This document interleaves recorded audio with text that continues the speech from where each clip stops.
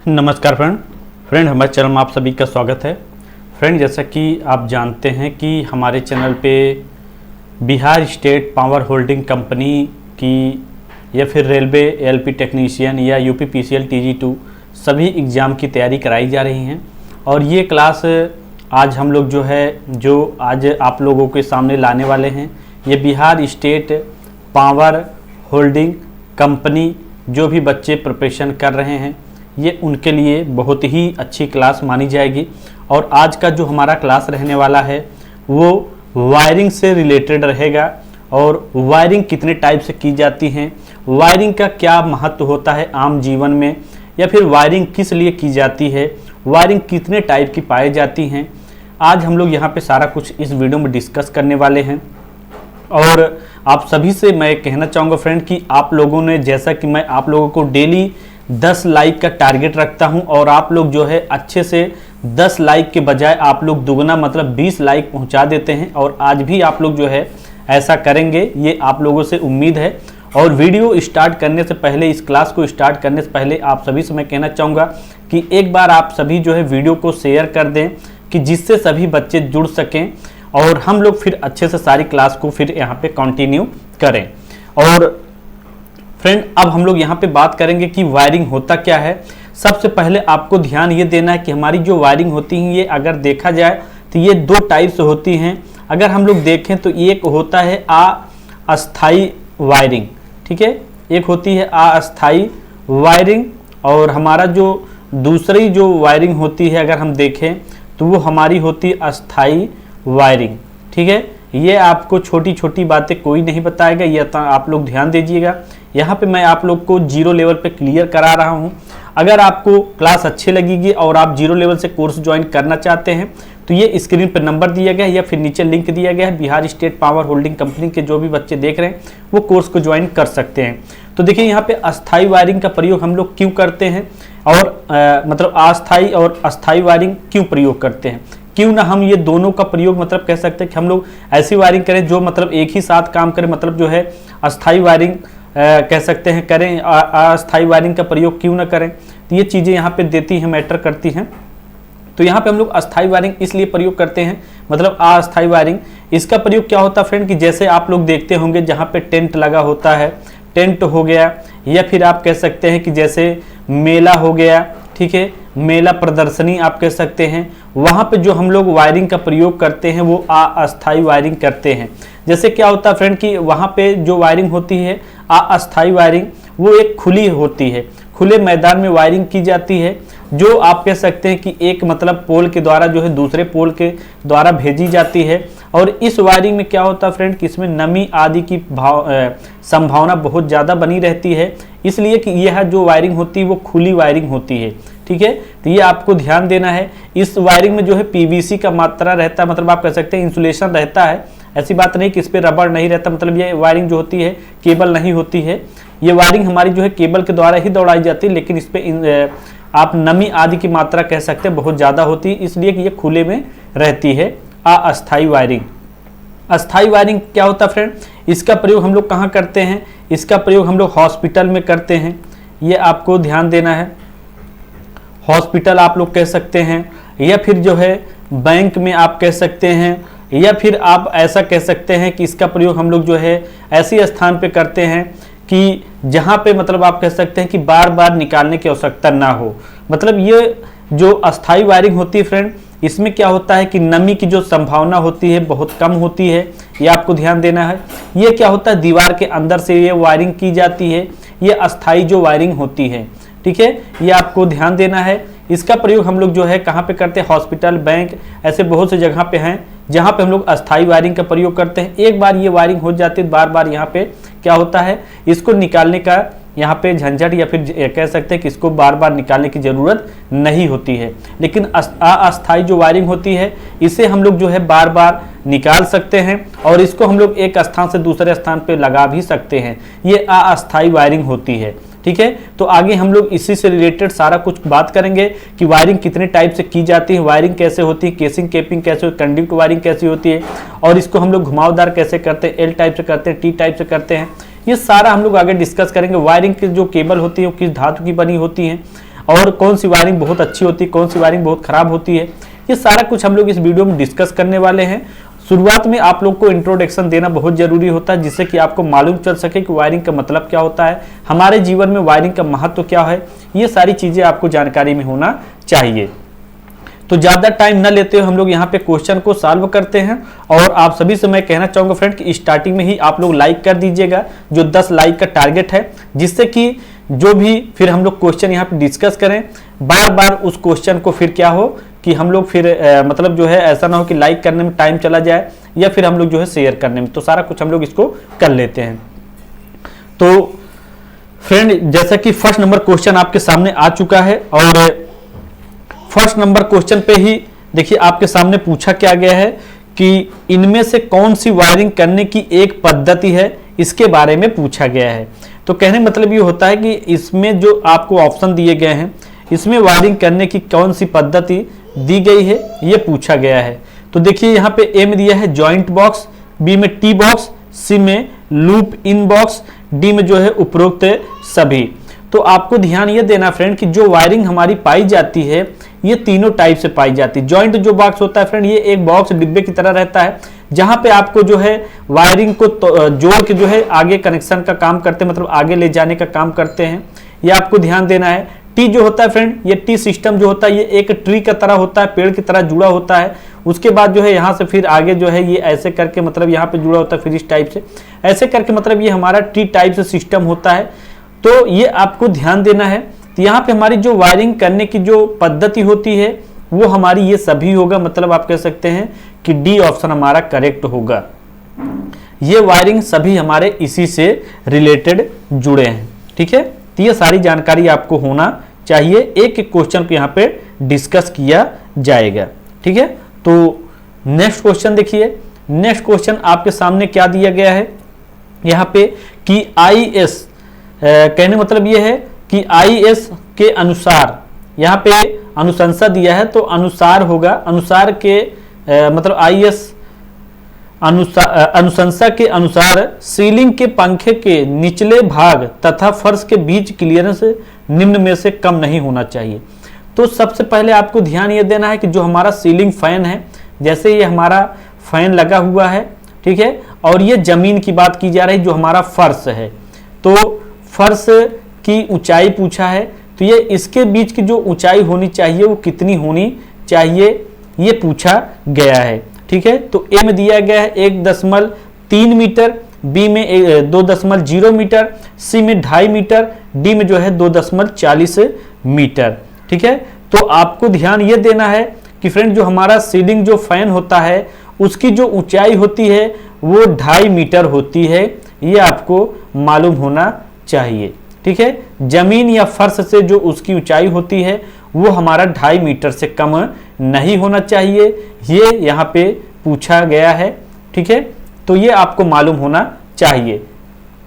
उसके बाद देखिए आगे पूछा गया नेक्स्ट क्वेश्चन, और यहाँ पे क्या पूछा गया है कि घरेलू वायरिंग में 2 पिन के सॉकेटों को प्रयुक्त नहीं करना चाहिए जब तक संयोजित होने वाला उपकरण निम्न हो, ये चीजें यहाँ पे पूछा गया है।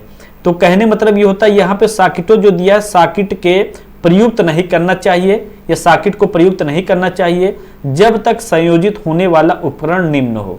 तो घरेलू वायरिंग की यहाँ पे बात की गई है।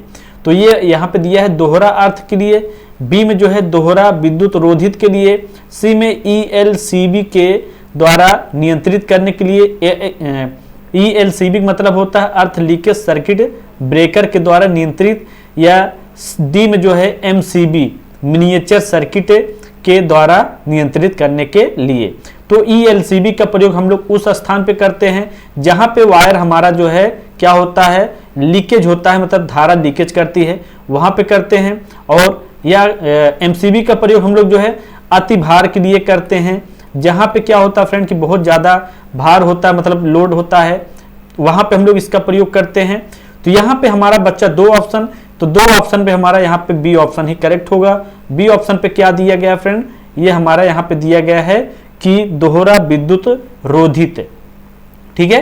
रोधित मतलब जो है क्या होता है वो उससे जुड़ा नहीं होता है। तो यहाँ पे हमारा जो है बी ऑप्शन करेक्ट होगा। यहाँ पे संयोजित होने वाला निम्न हो तो बी ऑप्शन हमारा यहाँ पे करेक्ट होगा। उसके बाद देखिए नेक्स्ट क्वेश्चन पे आपके सामने क्या पूछा गया है कि सुरक्षा के लिए विद्युत का घरेलू सप्लाई के साधन में उपयोग किए जाने वाले फ्यूज खाली स्थान तार वाले धातु से आवश्यक बना होता है। कहने मतलब ये होता है कि जो हमारा सुरक्षा के लिए जो घरेलू सप्लाई साधन में जो फ्यूज तार वाले धातु होते हैं वो किस धातु के बने होते हैं। तो फ्यूज तार के बारे में पूछा जा रहा फ्रेंड। तो ए में देखिए एल्यूमिनियम, बी में तांबा, सी में सीसा, डी में पीतल। ये चीजें यहाँ पे पूछा गया है। तो सबसे पहले हमारा यहाँ पे देखा जाए एल्यूमिनियम, तो यहाँ पे हमारा जो है एल्यूमिनियम ऑप्शन करेक्ट होगा इसके अकॉर्डिंग। ठीक है, ये फ्यूज तार की बात कर रहा है। तांबे का प्रयोग हम लोग जो है तार को जो है बनाने के लिए करते हैं। सीसा का प्रयोग हम लोग कहाँ पे करते हैं, सोल्डर में करते हैं। ठीक है, आप कह सकते हैं सीसा का प्रयोग हम लोग सोल्डर में करते हैं ज्यादातर। और पीतल का प्रयोग हम लोग जो है कहाँ पे करते हैं, बियरिंग या फिर जो है घंटी आदि बनाने के लिए हम लोग जो है पीतल का प्रयोग करते हैं। तो ये आपको मालूम होना चाहिए। तो इसके अकॉर्डिंग हमारा यहाँ पे क्या होगा, ए ऑप्शन ही करेक्ट होगा। ए ऑप्शन हमारा यहाँ पे सही है। ठीक है, उसके बाद देखिए नेक्स्ट क्वेश्चन देखिए क्या पूछा गया है आप लोग को यहाँ पे कि वह अधिकतम लोड कितना होता है जिसे केवल लाइटिंग लोड में योजित सर्किट में जोड़ा जाता है। लाइटिंग लोड में योजित सर्किट में जोड़ा जाता है। ये चीजें यहाँ पे पूछा गया है। तो सबसे पहले मैं आपको बताना चाहूंगा फ्रेंड कि जैसा कि आपको मालूम होगा लैंप के बारे में, लैंप कितने वाट का पाया जाता है, तो ये हमारा 60 वाट का लैंप पाया जाता है। ये आपको मालूम होना चाहिए। उसके बाद देखिए यहाँ पे बात की जाए तो हमारा एक दूसरा होता है फ्लोरोसेंट ट्यूब। ठीक है, फ्लोरोसेंट ट्यूब की बात की जाए तो ये हमारा 40 वाट का पाया जाता है। 40 वाट तक इसकी सप्लाई होती है। ठीक है, उसके बाद जो है वेपर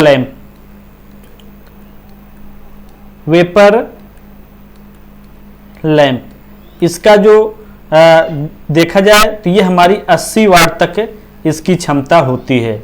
तो यहाँ पे पूछा गया है कि अधिकतम लोड कितना होता है जिसे केवल लाइटिंग लोड में योजित सर्किट में जोड़ा जाता है। तो ये आपको ध्यान देना फ्रेंड कि यहाँ पे ऑप्शन देखा जाए तो ए में दिया है 500, बी में 750, सी में 800 वाट, डी में जो है 1000 वाट। तो फ्रेंड अगर हम यहाँ पे देखें तो अधिकतम लोड कितना हो सकता है, तो ये हमारा जो है 800 वाट हो सकता है। यहाँ पे जो है लाइटिंग लोड की बात की गई है। तो अगर इस चीज को देखें तो यहाँ पे हमारा फैन का जो होता है फ्रेंड, फैन का जो लोड होता है वो 800 वाट के लगभग में हमारा इसका फैन का होता है। और लाइटिंग की अगर हम देखें तो यहाँ पे 3000 वाट तक अधिकतम होता है। ठीक है, ये चीज आपको मालूम होना चाहिए। तो यहाँ पे 800 से लेकर 3000 तक होता है, लेकिन यहाँ पे हम लोग जो है लाइटिंग की बात की जाए तो ये हमारा यहाँ पे 800 वाट सही होगा। ये फैन से भी जुड़ा होता है। ठीक है, ये यहाँ पे मालूम होना चाहिए। तो वैसे अगर हम देखें तो फैन का जो है यहाँ पे गलत ही होगा, 800 वाट बहुत ज्यादा होता है। तो ये अधिकतम लाइटिंग वाट हमारा लाइटिंग है जो लोड होता है वो अधिकतम 800 वाट हमारा सही होगा। फैन वैसे अगर हम देखें तो ये 60 से 80 वाट तक हमारा फैन का होता है। ठीक है, ये मालूम होना चाहिए। तो यहाँ पे फैन हमारा नहीं होगा, मतलब हमारा यहाँ पे लाइटिंग लोड अधिकतम सही होगा, मतलब सी ऑप्शन हमारा करेक्ट होगा।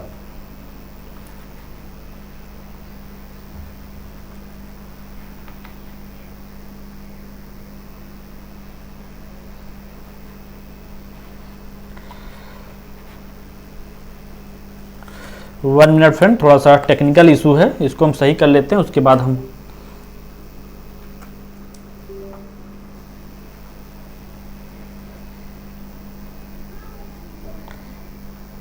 जी। तो नेक्स्ट क्वेश्चन देखिए, नेक्स्ट क्वेश्चन आपके सामने है 6 नंबर क्वेश्चन, और यहाँ पे पूछा क्या गया है कि लाइटिंग पॉइंट की अधिकतम संख्या कितनी होती है जिसे परिपथ में जोड़ा जा सकता है। लाइटिंग पॉइंट की बात की गई है। तो ए में देखिए 5 दिया गया है, बी में 10 दिया गया है, सी में 8 दिया गया है, डी में 12 दिया गया है। तो लाइटिंग पॉइंट की जो अधिकतम संख्या होती है फ्रेंड, वो अगर हम देखें तो परिपथ में जोड़ने की वो 2 होती है। मतलब आप कह सकते हैं एक हमारा ये और दूसरा हमारा ये होता है। ये हमारा देखा जाए तो एक में 5 दूसरा 5, मतलब ये अगर टोटल हम देखें तो बराबर में हमारा 10 होगा। ठीक है, तो ये परिपथ की बात की जा रही, सर्किट की बात की जा रही। तो यहाँ पे हमारा ऑप्शन कहाँ दिया गया है, बी ऑप्शन पे। तो बी ऑप्शन हमारा करेक्ट होगा, बी ऑप्शन हमारा यहाँ पे सही है। ये मतलब हमारा बी ऑप्शन करेक्ट है। ये लाइटिंग पॉइंट की अधिकतम संख्या की बात की गई है। ठीक है, उसके बाद देखिए नेक्स्ट क्वेश्चन। नेक्स्ट क्वेश्चन पे आपके सामने पूछा क्या गया है फ्रेंड कि यहाँ पे सार्वजनिक इमारतों या ऑफिस में आमतौर पर कौन सी वायर सिस्टम लगाया जाता है। ये यहाँ पे सार्वजनिक या ऑफिस इमारतों में बात की गई है। ठीक है, ये चीजें यहाँ पे पूछी गई हैं। तो फ्रेंड अगर हम लोग यहाँ पे सबसे पहले अगर देखें तो क्लिट वायरिंग, ये जो हमारी क्लिट वायरिंग होती है फ्रेंड, ये अगर हम देखें तो ये अस्थायी वायरिंग के अंतर्गत ही आती है। ठीक है, अस्थायी अंतर्गत आती है। और इसको क्या होता है फ्रेंड, हम लोग दीवार में जो है, जैसे ये हमारा वायर गया है तो हम लोग दीवार में इसको जो है ऐसे करके जो है बीच बीच में एक क्लिप के द्वारा इसको फंसा देते हैं। ये चीजें मालूम होनी चाहिए। ठीक है, और सीटीएस, जो हमारी सीटीएस वायरिंग होती है फ्रेंड, ये नमी को क्या होता है, नमी को शोषित नहीं करता है। ये आपको ध्यान देना है, शोषित नहीं करता है। ठीक है, ये आपको मालूम होना चाहिए। उसके बाद यहाँ पर हम लोग बात करें कंड्यूट वायरिंग का। तो कंड्यूट वायरिंग जो होती है इसका प्रयोग हम लोग सिनेमा घरों में करते हैं। सिनेमा घरों में करते हैं। ठीक है, ये हमारी हो जाएगी कौन सी, कंड्यूट वायरिंग। ठीक है, और केसिंग केपिंग जो होती है फ्रेंड, ये अगर हम देखें तो इसका प्रयोग हम लोग कहां पे करते हैं, लाइटिंग फैन आदि में करते हैं। लाइट फैन ये सभी जगह पे हम लोग जो है केसिंग केपिंग में केपिंग वायरिंग का प्रयोग करते हैं। तो यहाँ पे हमारा अगर हम देखें तो ऑप्शन के अकॉर्डिंग अगर जो हमारा सही होगा, सार्वजनिक इमारतों या ऑफिस में आमतौर पर जो वायर प्रयोग की जाती है वो हम लोग किसका प्रयोग करते हैं, ये कंडक्ट वायरिंग जो कंड्यूट दिया गया है ये वायरिंग हमारा सही होगा। इसलिए कि ये सिनेमा घरों ये सभी जगह पर हम लोग करते हैं। तो ये हमारा यहाँ पे क्या होगा, डी ऑप्शन करेक्ट होगा। डी ऑप्शन हमारा यहाँ पे सही है। उसके बाद देखिए आगे नेक्स्ट क्वेश्चन। नेक्स्ट क्वेश्चन पे क्या पूछा गया आपके सामने कि यहाँ पे जो है पीवीसी का अर्थ क्या होता है, ये चीजें पूछी गई हैं। तो पीवीसी का पूरा नाम क्या होता है, ये चीजें हैं यहाँ पे। ए में पॉलीविनाइल क्लोराइड, बी में पोस्ट वार्निश कंडक्टर, सी में pressure and varnish cloth, D में पॉजिटिव वोल्टेज कंडक्टर। ठीक है, ये चीजें यहाँ पे पूछी गई हैं। तो अगर हम देखें फ्रेंड तो इसका काम जो होता है फ्रेंड वो टीक वुड आदि बनाने के लिए करते हैं, या फिर पीवीसी का प्रयोग हम लोग जो है वायरिंगों में भी ऐसे जगह पे करते हैं कि जैसे आप कह सकते हैं कि एक पॉलीथीन भी आप कह सकते हैं या फिर वायरिंग भी कह सकते हैं, वहां पे हम लोग कर सकते हैं। लेकिन इसका पूरा नाम यहाँ पे पूछा गया है तो ये पॉलीविनाइल क्लोराइड हमारा सही होगा। मतलब यहाँ पे हमारा जो है ए ऑप्शन करेक्ट होगा, ये हमारा यहाँ पे सही होगा। ज्यादातर पीवीसी का प्रयोग हम लोग वायर में करते हैं। ठीक है, तो यहाँ पे हमारा ए ऑप्शन करेक्ट होगा, ए ऑप्शन हमारा यहाँ पे सही है। उसके बाद देखिए नेक्स्ट क्वेश्चन। नेक्स्ट क्वेश्चन में क्या पूछा गया है आपके सामने कि भारी गेज की दीवार की मोटाई 20 मिलीमीटर है तो कंडक्ट का आकार होगा। ये चीजें यहाँ पे पूछी गई हैं। तो सबसे पहले आपको मालूम होना चाहिए फ्रेंड कि हमारा गेज क्या होता है।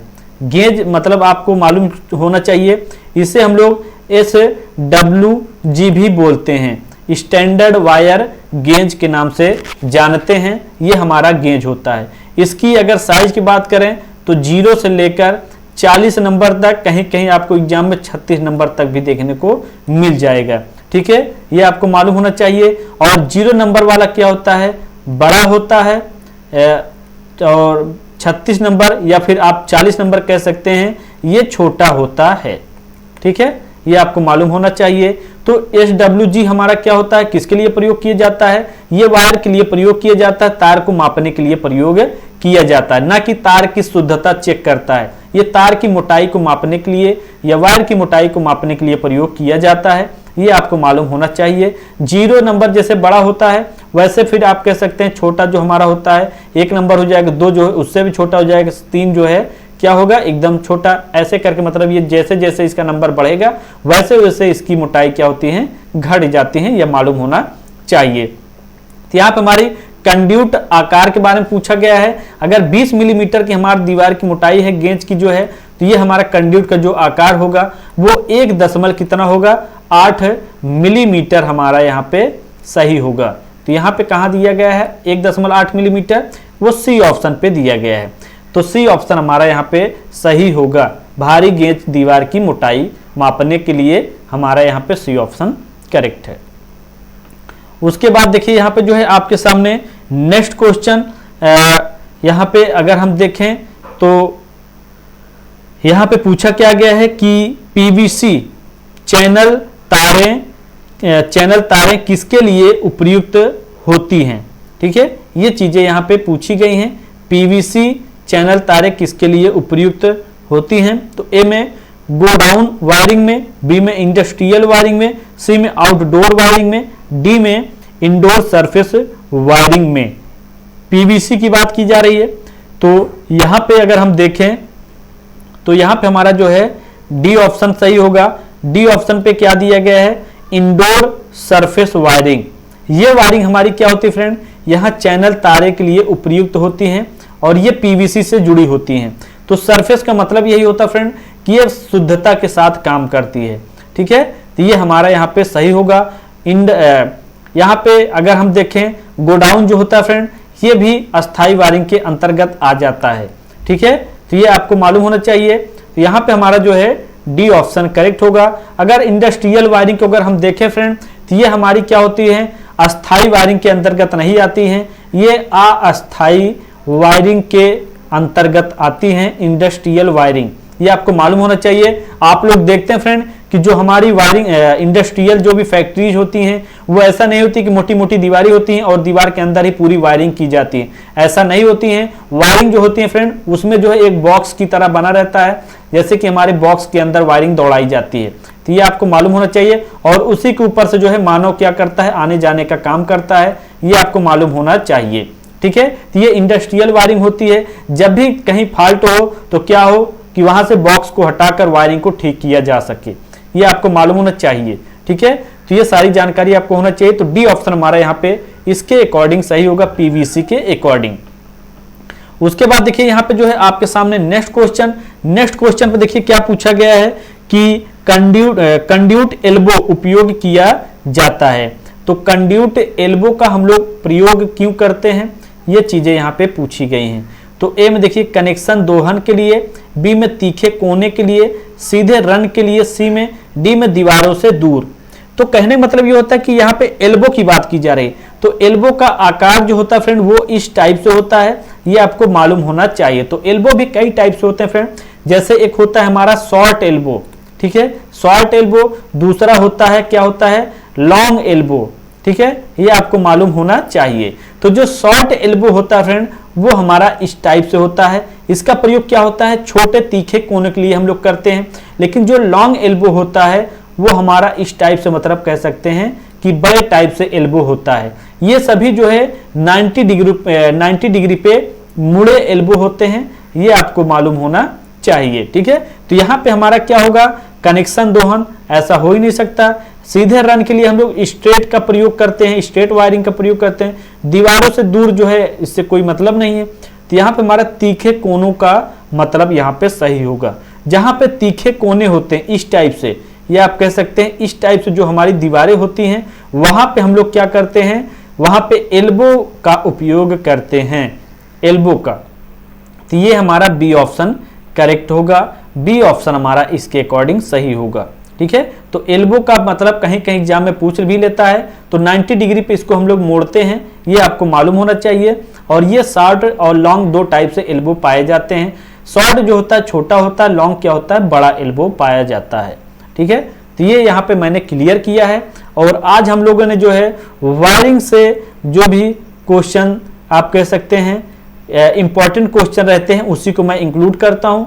11 क्वेश्चन मैंने इंक्लूड किया है, नेक्स्ट डे आगे इसके इंक्लूड करूंगा एक एक क्वेश्चन को यहाँ पे। और जो भी Bihar state power holding company के बच्चे कोर्स को ज्वाइन करना चाहते हैं, लिंक जो है नीचे दिया गया है, वो सभी जो है कोर्स को ज्वाइन कर सकते हैं और अपनी तैयारी को मजबूत कर सकते हैं। जीरो लेवल पे आप लोगों को लिए तैयारी कराई जा रही है फ्रेंड, आप लोग कोर्स को ज्वाइन करके जीरो लेवल पे तैयारी कर सकते हैं।